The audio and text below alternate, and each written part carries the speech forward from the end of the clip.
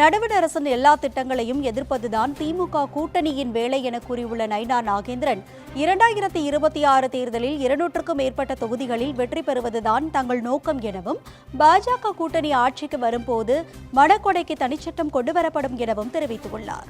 இந்த எஸ்ஏஆர் நிகழ்ச்சி அப்படிங்கிறது ஏதோ ஒரு பூதாகரமா போலியான நிகழ்ச்சி மாதிரி ஒரு பூதாகரத்தை உருவாக்கிட்டு இருக்காங்க. முதலமைச்சருக்கு திராவிட முன்னேற்ற கழக கூட்டணிக்கு இதுவரையில இந்த 4 வருஷமும் எந்த வேலையுமே பார்க்கல. மத்திய அரசு கொண்டு வந்து எல்லா திட்டங்களையும் எதிர்க்கிறதா அவங்களுடைய வேலை. இந்திய குடியுரிமை சட்டம் கொண்டு வந்தாங்க, எல்லா இஸ்லாமியர்களையும் வெளியேற்றுவாங்க அப்படின்னாங்க. குடியுரிமை சட்டம் வந்துச்சு, ஆர்ப்பாட்டம் நடத்துனாங்க, போராட்டம் நடத்துனாங்க. ஒரு இஸ்லாமியர்கள் கூட எந்த பாதிப்பு இல்லாம இன்னும் அண்ணன் தம்பியா மாமா மச்சான் நல்லா தான் இருக்காங்க. உண்மையிலே இந்த மாதிரி பிரிவினைவாதத்தை தூண்டி விடுறது நம்முடைய முதலமைச்சர். நீட்டு தேர்வு கொண்டு வந்துடும் சொன்னாங்க, ஆட்சி பொறுப்பு 4.5 வருஷம் ஆச்சு. அது என்ன ஆச்சுன்னே தெரியல. சொன்னது எதுவுமே செய்யறது இல்ல.